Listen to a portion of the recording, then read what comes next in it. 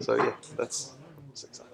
It is exciting. Sorry for being late. Me too. Chips. Have some chips.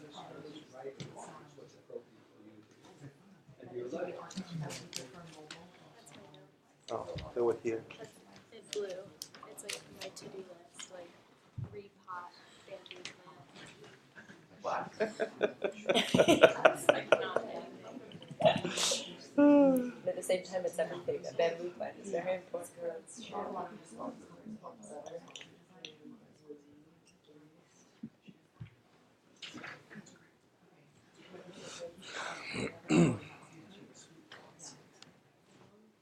Ready? Okay, so we're on to bodhichitta.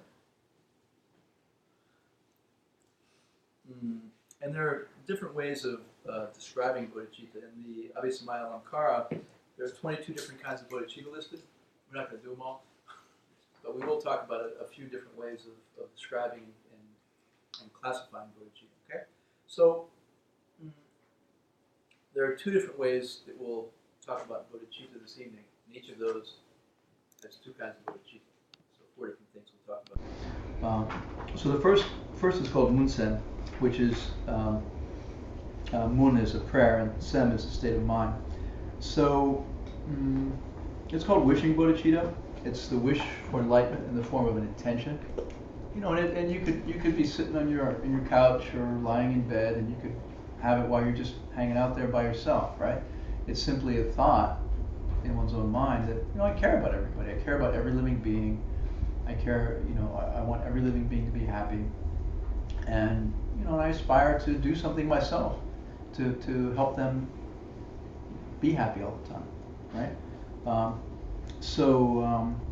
You know, it's some kind of feeling that I'm going to take personal responsibility to bring every living being to happiness, to ultimate happiness, to total happiness, right? It doesn't matter if anyone helps me, it doesn't matter if people attack me, it doesn't matter if people think I'm crazy. You know, my aspiration and my intention and my goal is to help every living being, you know, reach ultimate paradise. Okay, so that's the thought. The thought is taking the first step on the journey, right? So that's the wish in the form of intention, and then juksem is the other, which is juk means to enter, and so it's the wish for enlightenment in the form of action, and this is engage bodhicitta, engaging, where you actually do something. It's a state of mind where you're actually engaging in giving to people, or you're being patient with other people, or you're keeping your vows, you're doing your meditation, and you're studying higher reality. You know, those are the 6 perfections, right? If one is an engaging bodhisattva, an engaged bodhisattva, then that means one is practicing the 6 perfections and is living according to the 6 perfections. That's what a bodhisattva does, is engage in the 6 perfections. Why do you engage in the 6 perfections? What are perfections? What do they do? What was that about? What's a perfection do? They make you perfect. Make you perfect. Thank you.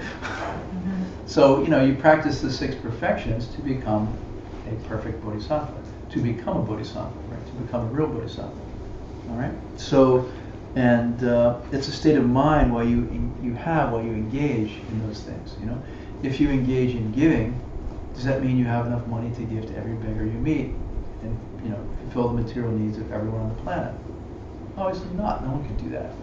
But it's a state of mind one has each time they engage in giving. You know, when we meet a beggar, do we go like, you know, or do we have some kind of thought, some kind of feeling of like, wow, I really want to help them, I really want to give them something, I really want them to be happy, even if you can't, even if you're broke, even if you don't have anything. It's a state of mind.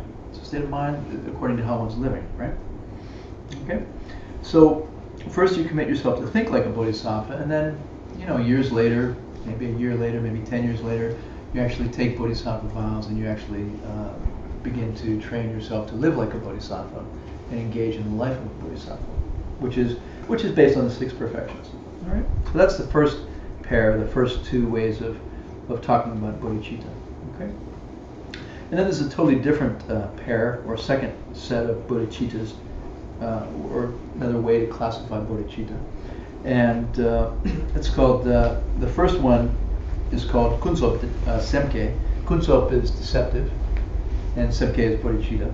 Kunsop meaning fake reality, right? Deceptive bodhicitta. What does deceptive bodhicitta mean? It means like, I want to help everybody, but not really. You know, I'm faking myself out. Just fooling myself? No. I mean, everything around us is deceptive reality, right? I mean, this goes back to the nature of reality. There are two levels of reality, right? What are the two levels of reality? Conventional and ultimate, deceptive and ultimate. Yeah, I mean, apparent reality, the reality we experience with an ordinary mind and ordinary senses, which says, this is here, it exists right here, it only exists right here, its identity is right here, it's contained within this thing, and I happen to be a passive receiver picking up the transmission, which is telling me, you know, this is a couplet, you know, and the nature and identity and very existence of the couplet does not come from me. I mean, that's how we live, and that's what our ordinary reality is. We don't walk around thinking, I'm projecting that, and I'm projecting that, and I'm projecting that, and I'm projecting that, and all of my reality and all of me is just coming from the way my mind is structuring things and thinking about things and processing things. You know? We don't walk around thinking, there's a whole other level of quantum physics I'm not perceiving right now that I should be relating to, right? It's not ordinary life. So, but that's really what we're talking about when we talk about conventional reality and ultimate reality. You know, if we're aware of ultimate reality and emptiness, we would be walking around going like, everything I'm perceiving is deceptive. It's not the real point. It's not what's there at a higher level. It's not, you know, the better level of reality. You know, it's the lower level of reality. It's a limited perception of reality. You know, and so, so what happens when we engage as a bodhisattva then? If we're living a life of deceptive reality, if we're living in a conventional world with conventional reality and conventional thoughts, what happens when you act like a bodhisattva? What happens when you go do the deeds of a bodhisattva? Normally, I mean, if I'm just like an ordinary bodhisattva, you know, without higher view of reality, I mean, or you, what would you think? You see somebody who's hungry on the street, what do you think as a bodhisattva? What would occur to you if you were a bodhisattva? Give them the change in your pocket. Yeah, let me give the guy some coins. Oh, Let me give him a buck. Let me give him some food, you know? Yeah, let me help this guy in some way, right? But wait a minute. What level of reality is that? That's conventional. Yeah, you're operating strictly at a conventional level, strictly at a deceptive level. Mm-hmm. So, you know, you're a bodhisattva doing deceptive reality deeds, living in a deceptive reality. Right. And so that's what this is addressing, and that's what this is talking about. So they're saying, look, if you want to talk about bodhicitta, you can talk about bodhicitta from the perspective of, are you a conventional reality bodhisattva? And do you have conventional reality bodhicitta? Or you're just thinking, yeah, there's a self-existent suffering guy over there, and I'm going to go buy a self-existent sandwich, and he's going to eat it, and he's going to feel better because it's all happening out there. I took the $5 out of my pocket that has value from its own side. The value resides in the little piece of paper, and I handed that little piece of paper that has value to somebody else, and he got the value, and then he went and bought the sandwich, you know, and blah, blah, blah, blah, blah. Right? That's ordinary life. But that's also just living a conventional life. And so that's what they're talking about when they're talking about this kind of bodhicitta. Yeah. So in order to be engaged in a conventional world and make a difference actively, how do you elevate yourself from Yeah, how do you bump it up, thinking? right? Yeah. Like, how do you bump it up? It's the answer to your I question. mean, do you just seek emptiness and then everyone? Over to you, G. What was your question? Do you remember? I do, but I mean, my question was about how do you work through the idea of being a bodhisattva if you can't change other people's karma? That's the answer to the question. That just got complicated. Well, Tie it all together.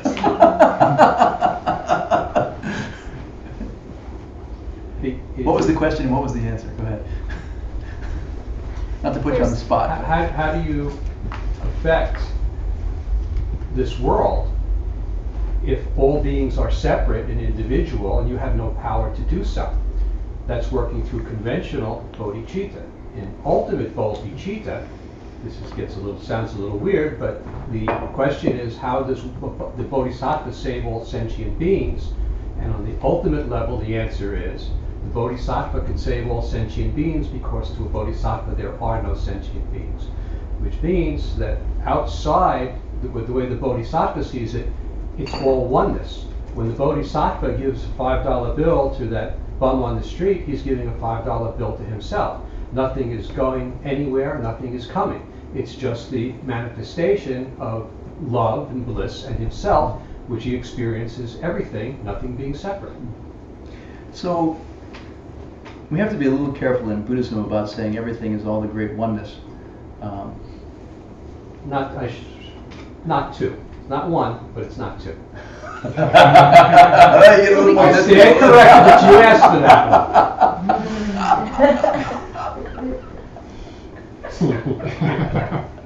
So, touche. Where's Bruce? So, no, it's okay. Getting the sweet suckers. It's okay.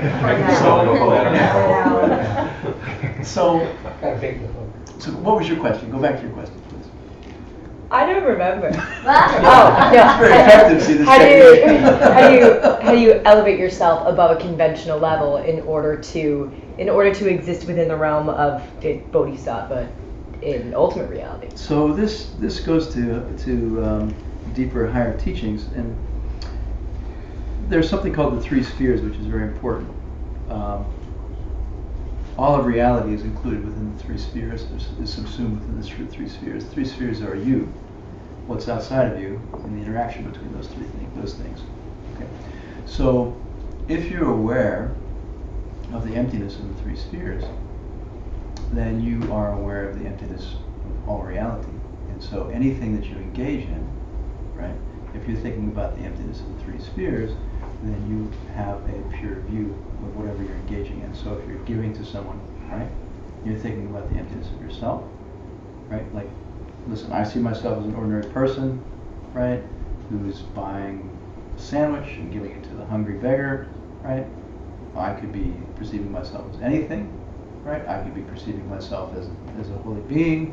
I could be perceiving myself as a bug or a craving spirit or whatever, right?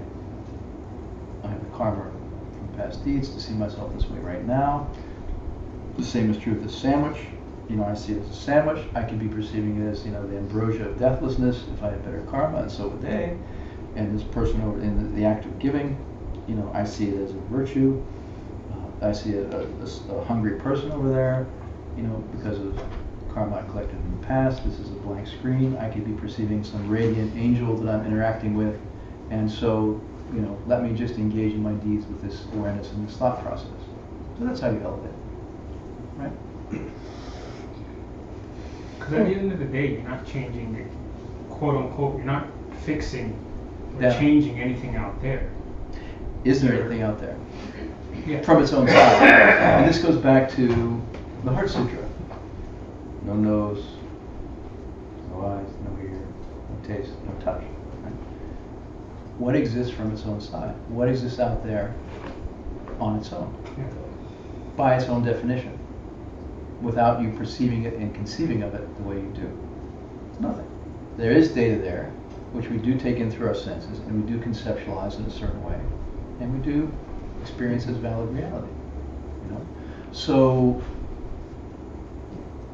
you're walking down the street, you're sitting in this room, and you know, have quantum mix or data or, you know, blank screen or whatever you want to call it, you know, and, you know, if you believe in science, it's 98% empty space, but it feels hard, you know, whatever.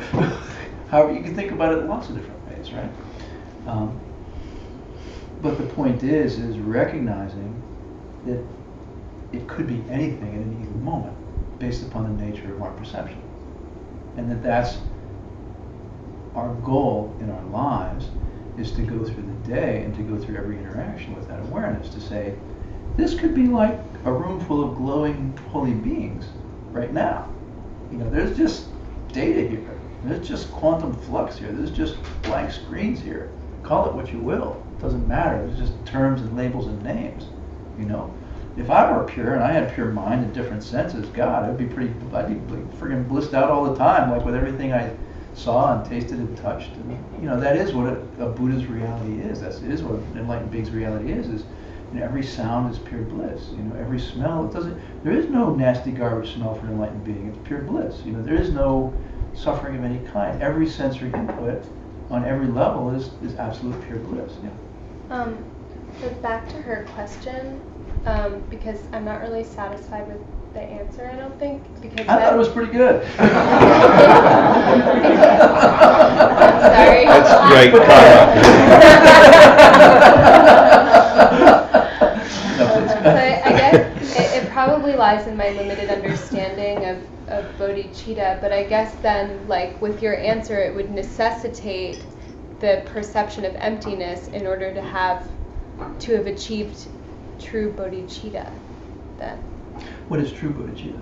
Like what you were just explaining, that it's not dependent on, or that functions outside of a reality based in ignorance. Yeah, so then let's talk about the second division of this pair, because that's what you're getting to. Nice segue. Thank you for that segue. Which is called Dundam Senke. Dundam is absolute, Senke is bodhicitta. And this refers to the wish in its ultimate form. And it refers to ultimate reality. You know, it refers to direct perception of ultimate reality. Okay? It's a direct perception of emptiness, right? So it's really a misnomer, and it's really a code word for the direct perception of emptiness. So they're saying, look, if you want to divide bodhicitta another way, you're either a conventional bodhisattva or you're seeing emptiness. And you got the real thing, right? Why? Because every single perception we've had in the conventional world is wrong, it is false, you know, relative to higher reality.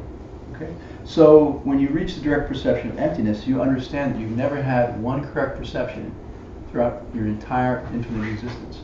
Every single perception you've ever had in your entire existence has been inaccurate. It's not consistent with ultimate reality. It's not consistent with higher reality. It is flat out wrong in the context of highest reality. And so the way we think the world exists and the way we think reality exists as the real reality is just wrong. And so, I mean, imagine, you know, we misinterpreted every single object we ever saw or experienced, right? Now imagine being in a relationship like that. Like imagine being in a relationship and like every single thing you ever heard was inaccurate. Everything they ever did was misleading, right? Who would stand for that? I mean, who would live like that, right? I mean, wouldn't, right? It's quite a shock. It is quite a shock when if you found out, if you were in a relationship and it was like everything they told me, every single word was a lie. You know, every single action was deceptive and misleading. You know, I mean, who would stand for that? Yet this is our relationship to reality, right? Right? And we do it all the time, and we're okay with it. You know, it's like, according to Buddhism, right? So,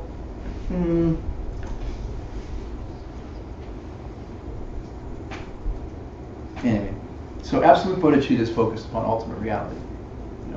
You have deceptive bodhicitta, which is focused upon deceptive things, and you have absolute bodhicitta, which is focused upon ultimate reality, okay?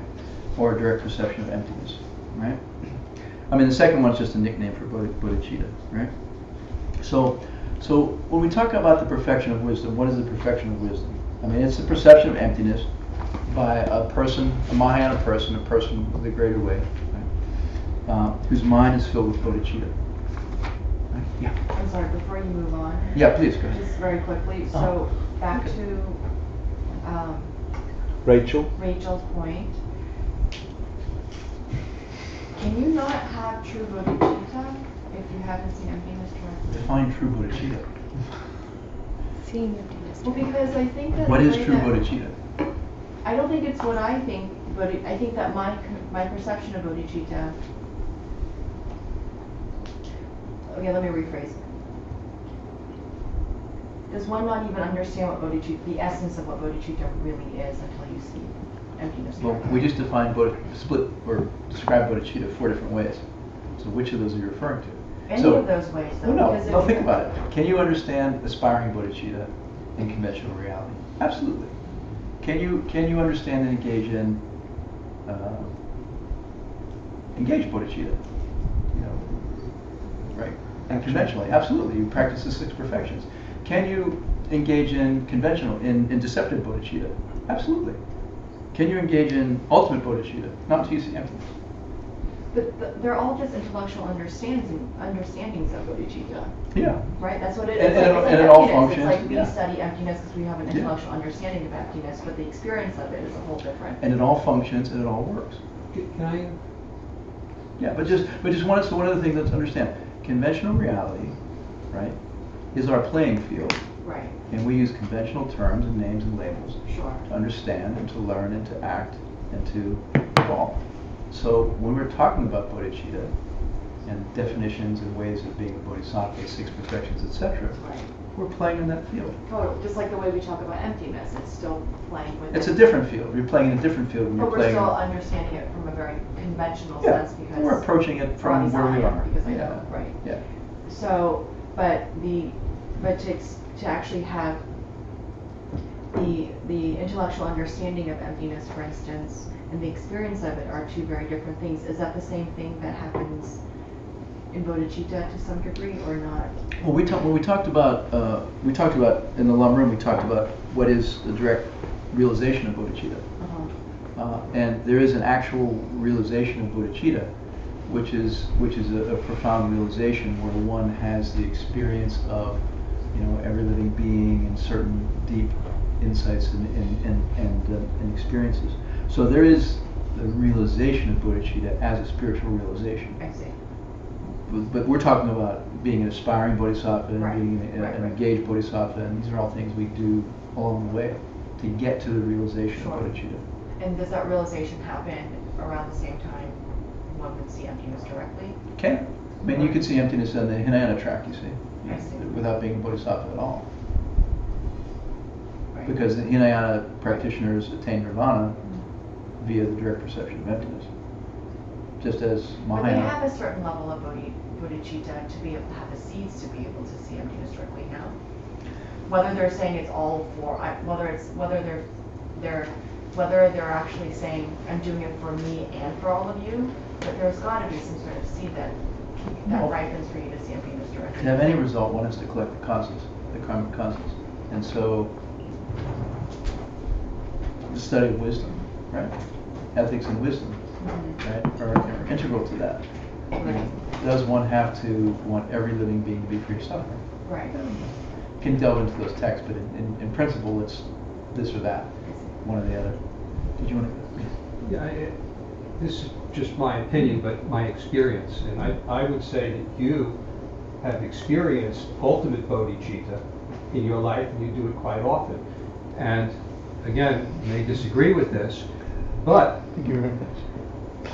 ultimate I like his bodhicitta. perceptions. Yeah. Keep going. Yeah, more. Are we recording this? Right, well, that's pretty good. Ultimate bodhicitta is a spontaneous experience. You don't think about it. You don't think I'm going to get something from doing it.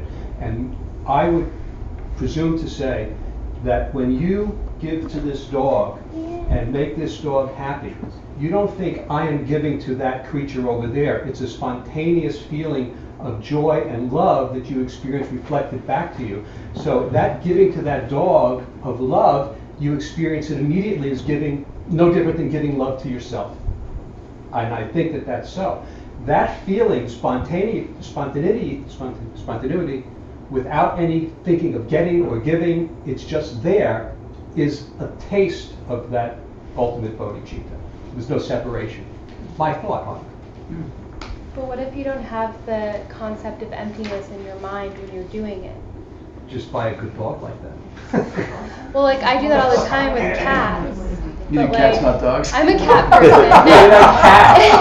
I love dogs too. But my point is how is it not just like my experience of that is that type of giving can also be completely ignorant. It can be. Like There's if no you don't wisdom. consider emptiness in your mind when you're doing No, it. there's none. This is totally non-conceptual, it's just experience. There's no answer to it. It's just, this is the experience. Don't Right. put it into words. That's it. Flash, it's there. Flash, it's gone. Right, but the definition of this type of bodhicitta is that it has emptiness in mind. What I'm talking about is no words to describe it. I can't answer because it's not in words. It's just I'm talking about a feeling, just an experience. So without conceiving of a narrative about emptiness, None. it's just As emptiness. soon as a narrative comes into it or a thought about I am doing, it's all gone. It's just love, just being expressed in a way of giving, and it's just, there's no set, it's just, I don't know, do you feel that way?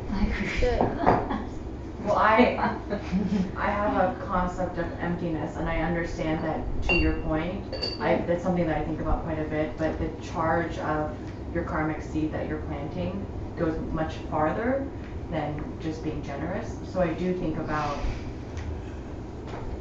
The boys in the back row are popping their hands up. Yeah. They're gonna say something. And Go ahead. words. With you, And G, I words. mean, you're missing the aspect of Yeah. intention.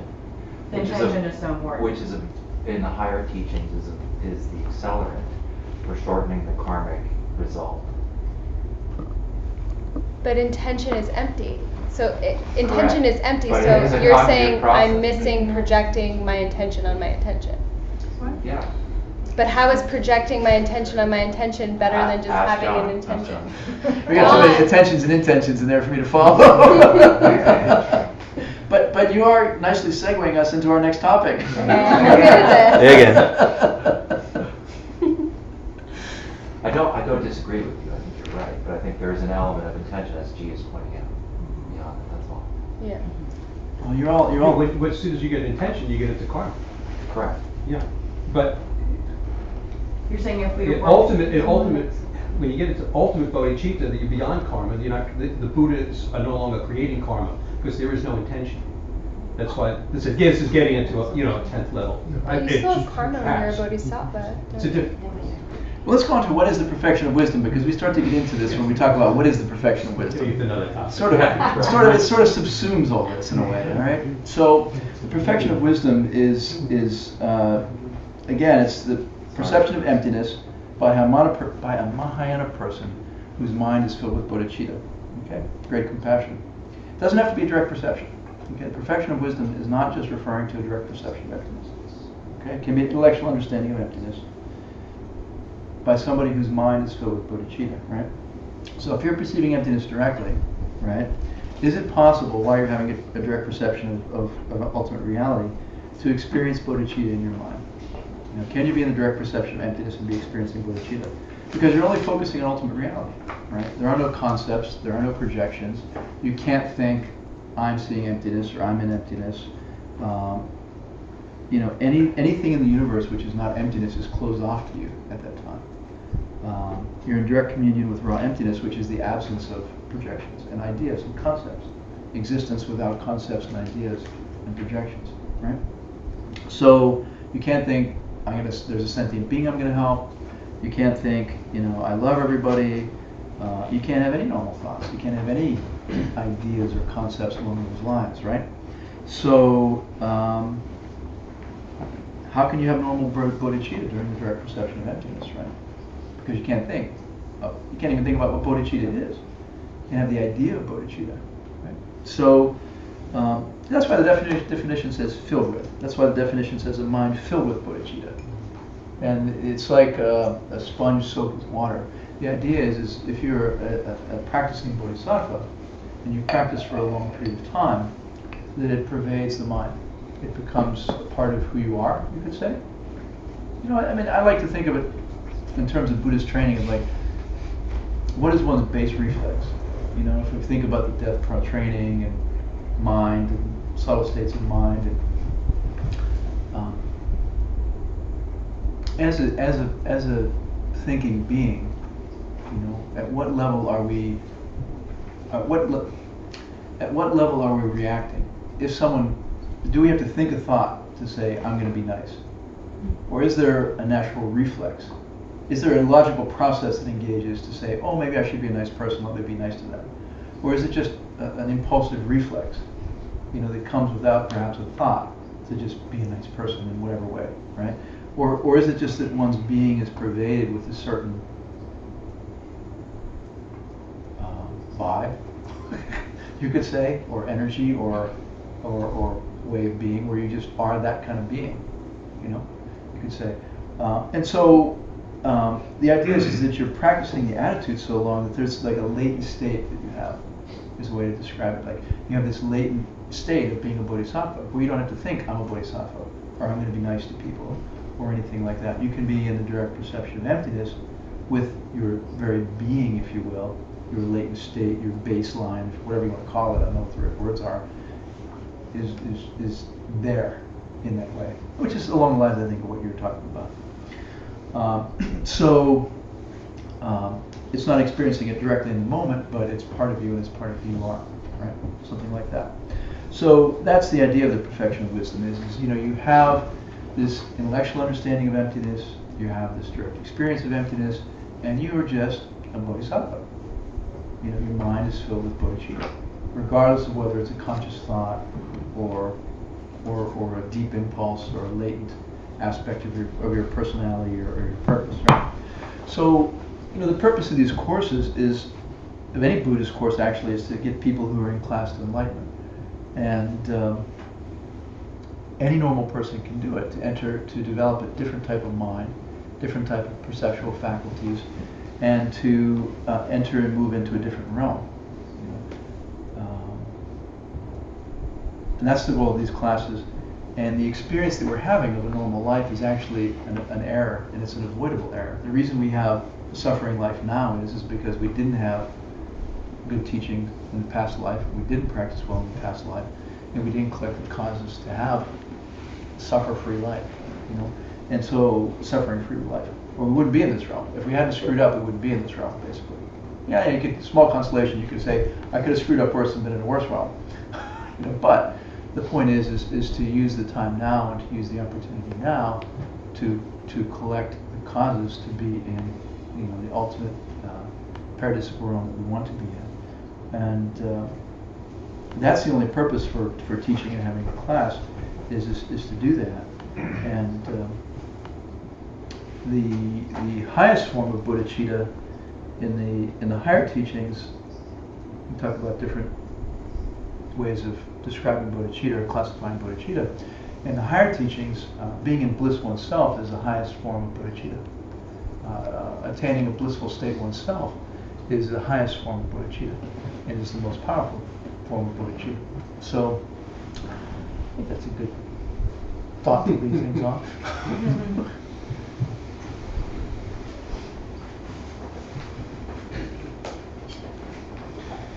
Saji Bogi Jushin Metok Tram Rira Vinshin Devim Badi Sange Shindu Mite Vargi Drogun Namda Shinna Chivasho Idam Guru Ratna Mandalakam Nimyatayami Gewadi Gewoku Sunam Yeshe Tsok Tsok Shin Sunam Yeshe Lejin Hui Damba Guni Topasho. By the power of these teachings and our intention, may every living being quickly attain highest reality, experiencing it fully. May we fill our hearts with ultimate love, compassion, living our lives to end all suffering everywhere, and may we quickly, in this very life, attain the end of all suffering for ourselves and every other living being.